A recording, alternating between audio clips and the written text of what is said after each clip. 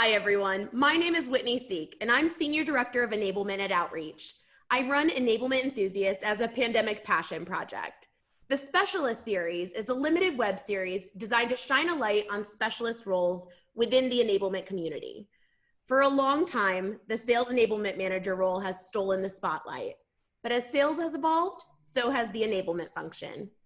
As we expand into the world of revenue enablement, a variety of roles exist for specialists.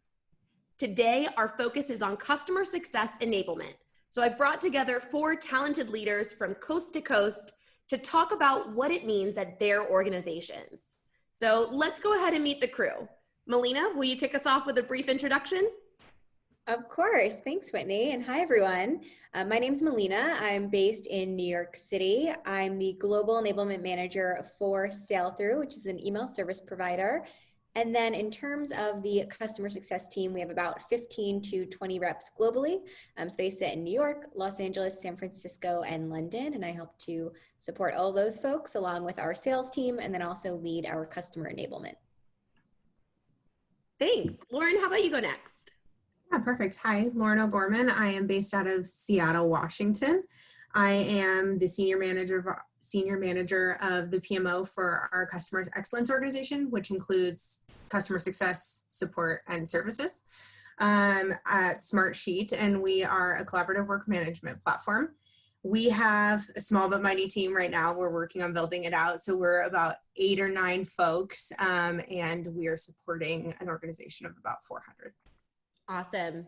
And so we'll stay in Seattle. Shelby. Awesome. Thanks, Whitney. So, yep, I'm in Seattle. I'm a CS Enablement Manager at a company called Outreach with Whitney, who offers a sales engagement platform, and I support about 40 CSMs. Great. Jeffrey, last but not least, we let the ladies go first. Yep, I'm Jeffrey Marquez, based out of San Francisco. I'm the Customer Success Enablement Manager at Iterable. We're a growth marketing platform that connects people with products that bring them joy. So I support about 70 plus people on the CS team, including customer success managers, professional services, and support. Awesome. And, you know, enablement is this evolving industry like we talked about. I think it'd be really interesting to hear from each of you, maybe how you got into CS enablement, because it's not like you go to college and we talked about this the other day. It's not like you go to college and say like, I'm going to grow up and be a CS enablement manager. So I'd love to hear from y'all, like, how did this evolve for you? Yeah, so for me, in my last company that I was working for, I was leading a sales development outbound team, and heard about Outreach at a sales conference, a Topo sales conference. And just thought the company sounded awesome, and they're a startup at the time. So they gave me a shot as a customer success manager, which I had no experience in, but was really excited for the opportunity and was in that role for about a year and moved over to help build our professional services team out. And then pretty much created the CS enablement role on my own. I just kind of loved the coaching and training and onboarding aspect of it all, and been in this role for about a year and a half. Really similar path for me. So I was in what we would now call sales enablement at a previous company, left that to come into the customer success world, was a CSM for, 4 years.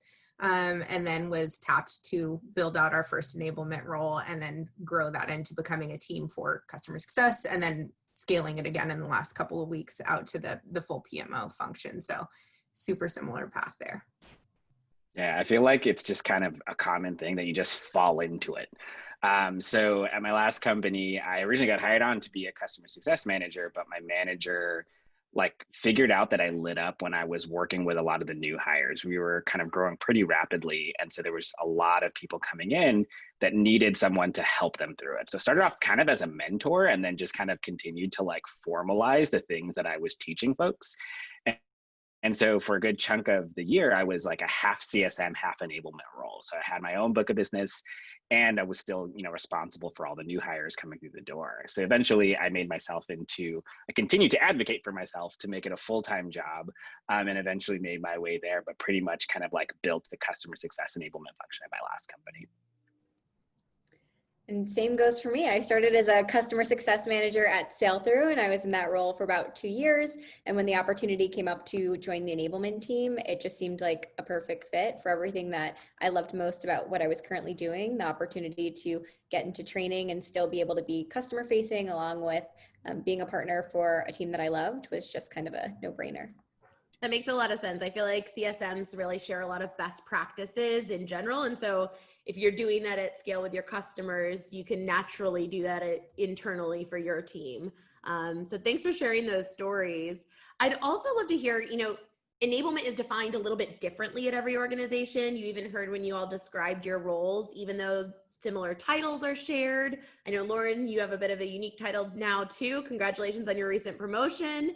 But I'd love to hear, how do you define enablement at your organization and your role? What are you responsible for?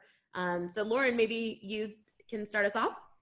Yeah, mine might be the most unique answer we'll see here. So when I was in CS enablement, we joked that that wasn't the right title for the team.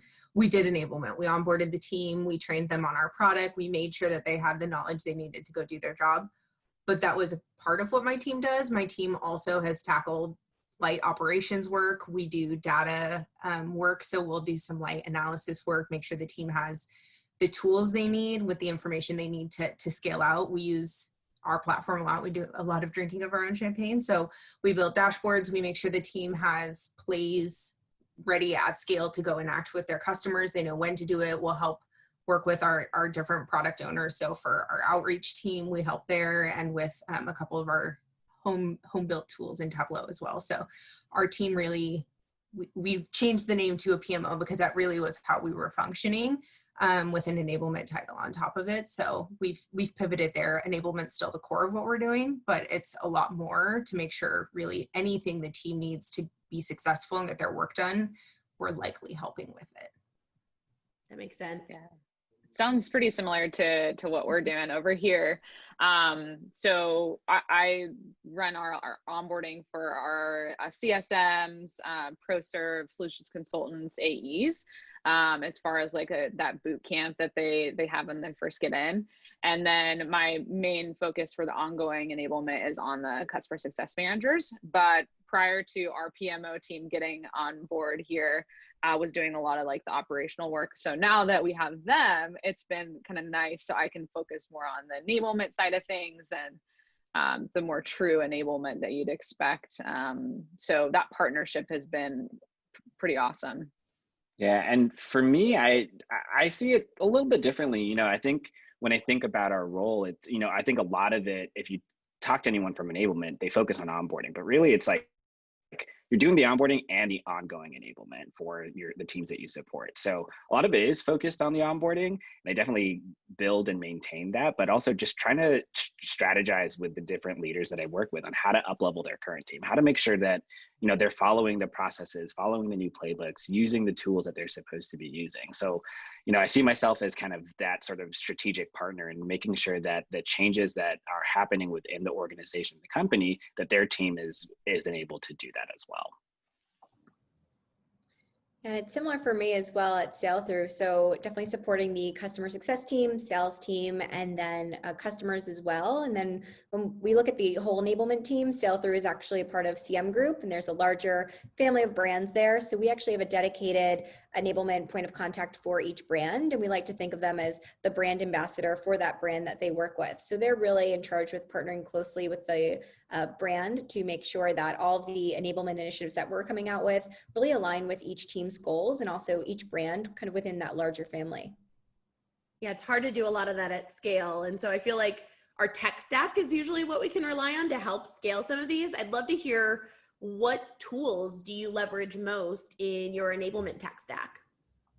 Yeah, for me, I can't live without at least two tools. And the first one is going to be WorkRamp. It's our learning management system. And especially with COVID, like, the days of doing in-person learning are going to be gone for a while. So being able to onboard people at scale across multiple time zones, you have to centralize that learning in a learning management system like WorkRamp.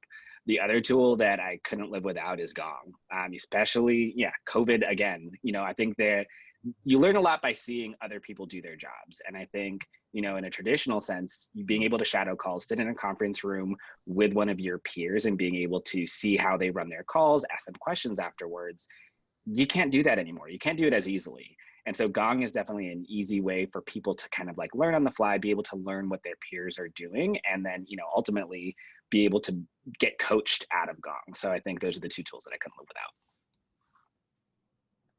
Yeah, for me, same thing. We actually just purchased WorkRamp, so super excited. I'm gonna have to pick your brain, Jeffrey, on some best practices that you're using there. But Gong is also kind of a new motion that we've been doing with our CS managers. We just had a meeting earlier this week about getting some scorecards together for a recent program we just rolled out. So those tools we definitely leverage pretty heavily. And then I'd also say outreach. So I leverage outreach a ton for just like new hire onboarding. So I can schedule meetings, like live virtual meetings on behalf of the SMEs that are presenting through outreach, which is really nice. So I don't have to do a ton of that coordination. And I'm sure, as you all know, like there's a ton of admin work that goes along with the onboarding and setting all of that stuff up. So it kind of takes that the admin work out of it a little bit. I have to look into WorkRamp now that you both mentioned it, but we're using MindTickle for both our internal and then external learning portals. And then we're also using Gong, but primarily for our sales team. So I'm not sure if you guys are using that for CS as well. Yep, definitely. I mean, we're still getting into the motion of it. Believe me, it's still a new muscle we're trying to flex, but the sales team has been using it for quite some time now, and CS managers are just getting their feet wet. Yeah, same thing over here. The sales team has been using it for a while. CS has access to it and has been using it lightly, but it's still a new tool that they're trying to figure out how best to use. Yeah, Lauren, I know you mentioned that you've got Smartsheet in your tech stack that you leverage heavily, obviously. Yes. Anything else that hasn't been mentioned on the call? Zoom, which we live on now, and our learning management system. So we have SkillDraw that we use for anything that's customer facing, which also we use for our team, as well as Litmus, which we're using internally right now, and that's new for us. So before even COVID hit, we had opened up a team in APAC. So we have an office in Sydney as well as an office in London. So our way of like, get everybody in a room to teach them something, we can't do anymore realistically, unless we're going to ask people to work some really funky hours. So we'd already luckily started the pivot into LMSs for pretty much everything, and making sure that we then can teach that plus one person who comes on later the thing that we taught everybody else in a meeting previously. Yeah, so those ones also. That makes sense. And you're right, like Zoom, it's funny that we didn't mention it because here we are on it, but it has all these new engaging features now, right? Like between the breakout rooms and the polling functions, and there's ways to monitor engagement. And so you can actually have like metrics that show how engaged participants were in your virtual trainings, which is pretty cool. You had to gauge that like visually in a room when you were in those live sessions. So I'd love to hear a little bit more around how others are measuring success of their roles.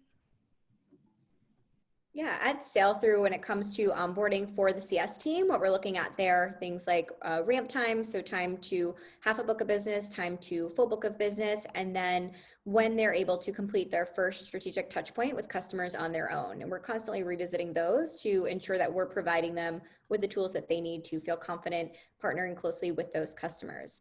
And then in terms of everboarding, we're looking at their attendance, badging completion, and we're constantly working with that team as well, post trainings, to make sure that we're gathering feedback and providing the most relevant trainings, whether it be soft skills or partner trainings, just based on the feedback that we received from them through those surveys and meetings that we attend with them.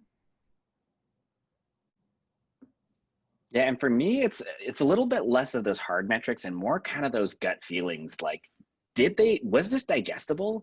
Were they able to walk away from this training or this module and really be able to like recap back to me, the key value points, the key takeaways that I wanted them to be able to do? And I think ultimately when I'm looking at it, I'm still trying to define myself, like how I'm being successful in my role. But when I look at it from a high level, 3 to 6 months down the line, did I give them all the tools, resources, all the right knowledge for them to be able to do their job? You know, that's ultimately what I want to be able to do. And so still trying to figure out how to measure that properly, but that's the kind of gut feeling that I'm going after when I'm thinking about it. Yeah, I'm definitely jealous of you, Melina. That's something that, you know, we're striving towards for the next few quarters in terms of how do we measure those outcomes. And so in a pretty similar boat to Jeffrey here. So we've started to adopt the Kirkpatrick model. And so kind of measuring like that initial reaction, understanding like, are they actually learning the things that we've taught them? Are we changing that behavior with like manager reinforcement? And then ultimately, how are we measuring the business impact? So really trying to like put some strategic measures in place so that we can align with our CS managers. And before we even roll out a project or even start thinking about rolling out a project, kind of setting that foundation up front early on. I'd say we're kind of in the middle. One of the things I consistently remind my team is that the metric for our CS organization that we're marching to is net retention. And so net retention is also our number that we're paying attention to. If our job is to make their job easier, then that's our number as well. Beyond that, we look at time savings a lot, and then we try to extrapolate value out of that. So time savings across our 140 CSMs, what does that look like versus across, you know, our dozen or so managers. So depending on what the project is, we'll be looking at time savings. When it comes to education initiatives in that more traditional enablement front, that one is really hard to get at. I think that's why we're all like, do we think that they learned it? So I think one of the things we're looking at is also like decreasing the time to acquire knowledge across the different groups that we're working with. So we'd previously been learning the same lesson multiple times, even within our own team. So if something gets found out by the strategic team and they find something that works really well and scales for them, it's a motion that gets handed to enablement to then flesh out, build out, scale out for everybody. And that's been really impactful for the team, getting the CSMs out of that content creation mode and being able to drive impact across the business.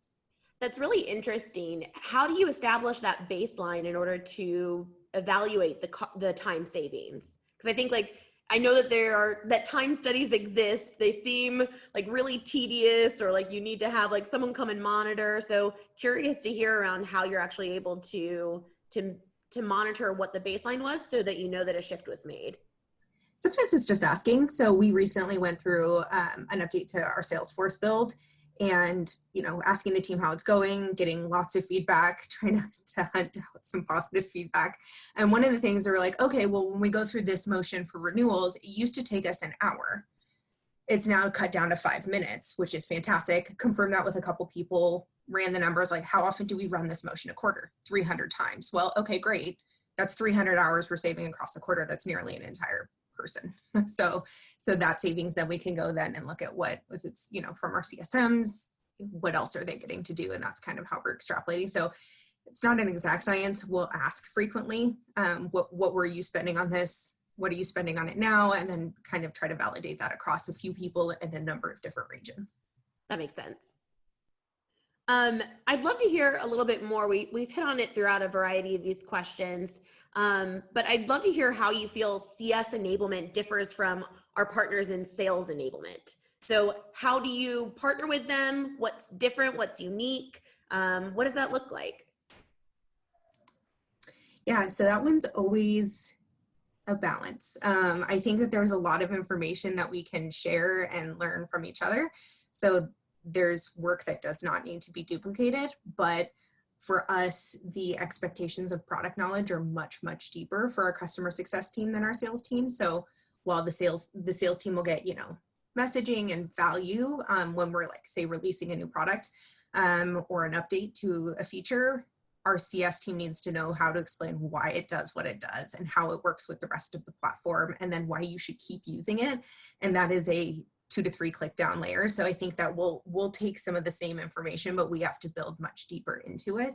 And then there are, you know, process trainings that we just don't have to do. Like we don't have to teach the CS team how to work with legal, for example, because that's not part of their motion. So there are some things that we can cross pollinate on, and there are others that just we don't right now. Yeah, and I find that at Sailthru as well, the CSMs need a much more technical, hands-on understanding of the tool and of the product updates versus where the sales team, we're focusing on messaging and value there. So how are we positioning this to prospects rather than what the CSMs need to know of how can we partner really closely with our customers to ensure that they're leveraging this tool, seeing the value, and then also know how to set it up and how they can assist with troubleshooting and some more of those technical aspects. Yeah, plus one to everything that just was said. But, on top of that, I think at most companies, sales enablement exists first. And so instead of me reinventing the wheel, I actually got hired on specifically to do CS enablement. So instead of me trying to revamp and redo everything else, guess what? I borrowed and stole as much content from my sales enablement partner as I possibly could. But I agree that we had to do it a layer deeper. So while I took, especially with the product related stuff, while we took some of the sales enablement training, that was the value and the vision. We had to do another training, another module that really dove in and made sure that they understand exactly how the product worked. So I think it's being able to take that high level thing and being able to double click on it and then probably double click on it again in order to make sure that the CSM knows what the value and the vision is, but also knows how this button actually works, how this function actually works. But yeah, I'm not reinventing the wheel if I don't have to. So I take that training and then really figure out how do I massage this? How do I make sure that they get that practical experience that they need as a CSM? Yeah, +3 here. Same thing, double clicking down even deeper into the platform. Our CS team is really technical. The other thing I'd say is we hire our CS folks to be a lot more consultative. And so they might partner more with the AEs on negotiations. So we're probably training AEs a lot more on legal and negotiation trainings, CSMs more on the product side, and maybe workflows where the AEs are focusing on value. Interesting thing from Jeffrey's point of view is I was kind of hired in the CS enablement role almost before we had some gap of sales enablement folks. So we've laid a lot of the foundation on the CS side and kind of translated a lot of that into the onboarding for the AEs, for example. So it's definitely an awesome partnership, and we have to, constantly think about keeping that thread pretty tight all the way through. Yeah, I mean, those handoffs are so important, right? I love the quote. I mean, I think it's really funny, but sales can promise the dream that becomes CS's nightmare. And so keeping that partnership tight is really important. Another really important partnership is around enablement's partnership with frontline managers and how that helps drive success at scale. So I'd love to hear from the group, how have you engaged your managers to overcome any challenges or to really build that foundation for success when you're rolling something out? Yeah, to be honest, it's been one of our biggest challenges. Kind of setting the foundation with the managers early on wasn't something that we did. And so we found that they didn't have a lot of skin in the game for a lot of the enablement programs that we're rolling out. So in the last 6 months or so, we've been doing a lot more of that, which has been fantastic because now the managers get to see previews of what's rolling out and they're a lot more bought in, and they can help to reinforce a lot of the ideas and the concepts and the processes that we're rolling out to the team. And we're also, implementing things like Gong scorecards to make sure that, they're actually listening to calls, which again is not only a new muscle for the CSMs, but a new muscle for some of these newer CS managers. So in my experience, having that manager buy-in early and all the way throughout the process is super, super important. And I wish I would have done it sooner, but I'm glad I'm doing it starting 6 months ago, which is great. Any other perspectives on that? Yeah, on top of being able to do some sort of, programmatic things like doing pre-launches and making sure that they have access to preview all the content and all the initiatives that are going on in enablement, a lot of it is just is almost taking yourself and being a CSM again and being able to manage the relationships with the managers. So a lot of times it's less, it is a good chunk of it is about showing them the program, showing them a launch strategy, but also just like giving them some tips and tricks on like how to manage. You know, I constantly see myself as kind of like a trainer to the trainer. I'm coaching coaches. You know, there's no way that I can coach 70 plus people all the time. I have to rely on the managers to be able to be accountable and do some of that as well. So I think sometimes even providing them like, hey, try this in Gong, or try this strategy, or try bringing this up on your one-on-one, I feel like goes a long way. And it kind of continues to build that trust with those managers that, you know, this isn't necessarily full-time part of my job, but I want to help you get better as a manager. And it's almost easier to relate to them that way, because I'm not their manager. I'm not focused on that. I just want to help them be better managers. Yeah, I would agree with both of those. So being seen as a partner for that team and really just working closely with them on everything that we roll out and develop. So we work with the CSMs, actually have a monthly meeting called the Field Advisory Board, our FAB. So that's where we really brainstorm together as a team to figure out, you know, what are the needs on the team? What are you hearing from customers? And what can we do to better support you? And then we meet bi-weekly with their managers, the customer success directors, to share some of that feedback and prioritize what we're going to work on in the coming month or the coming quarter, just based on that feedback from the team and what they're hearing from their customers as well. Yeah, I think what may be a little bit different for me is that when I stepped into the role, the first projects I took on were taking stuff off of our managers' plates and cleaning up some work for them that they were, all 9 of them were doing independently, that I could take on it and streamline. So I think in doing that, we were able to create a really quick level of trust. Also having, you know, come from the team helps greatly. But I think that I see myself as an extension of their work, and that I'm here to make sure that, again, they can get their job done easier, faster, at scale, better.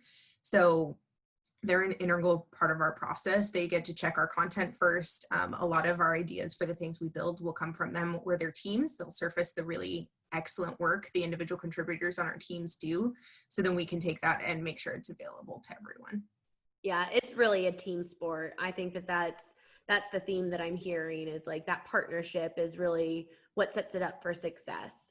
And then I know we've also mentioned a little bit of this throughout some of our responses, but how have things changed for y'all since COVID?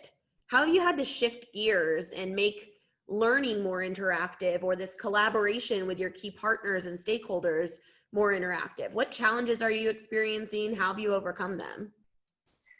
Yeah, for me, it's been interesting. So I got hired in this role post-COVID. So I have not met 98% of the people that I work with, which is gave me an interesting perspective on like virtual onboarding. Because at my last company, onboarding was completely all in person. We flew everyone out to headquarters, and I was able to have like a 2-week boot camp style onboarding program.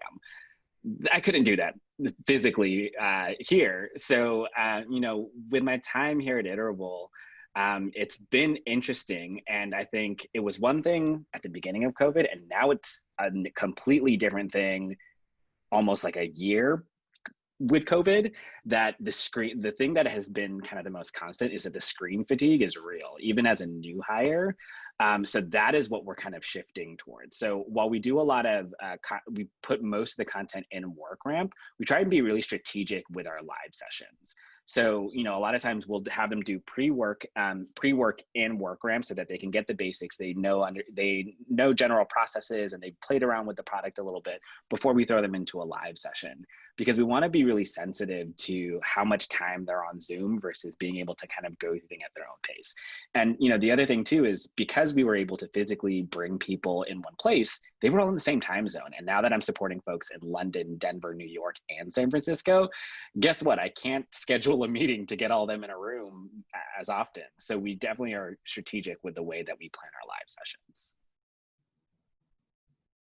Yeah, we've become a lot more strategic as well with our live sessions. And we have like a weekly live session that our ProServe, CSM, and SCs attend. So I've been trying to get a lot better about sending out like, hey, this is what's on the agenda, so that if it's not relevant for them, they can skip out. Or if I'm like, hey, this is actually important for everyone, you should be there.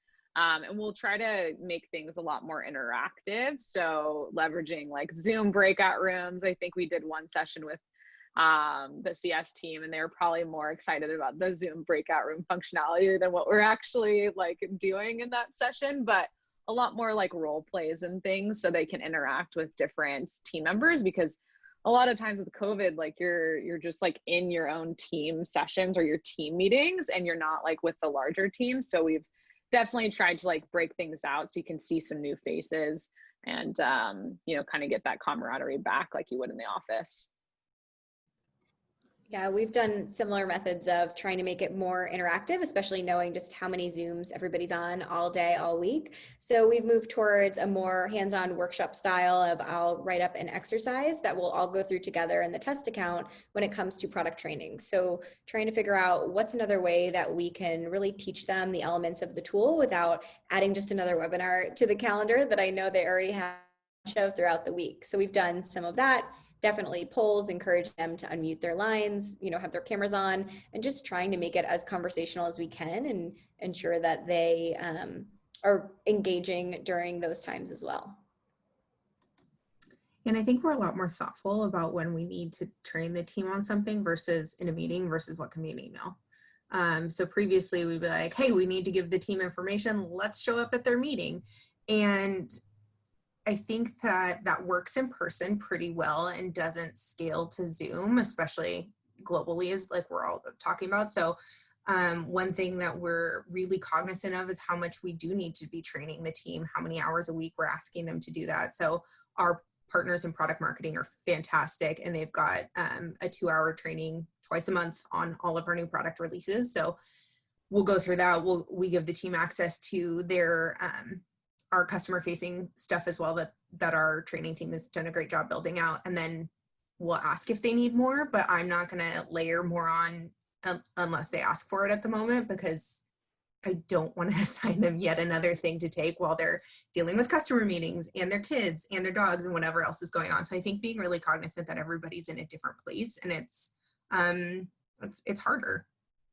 Yeah, I'm hearing a few great themes from this, and it's bringing me back to the fact that all of y'all were CSMs before you moved into this role means that you have a lot of empathy for the people that are in the role.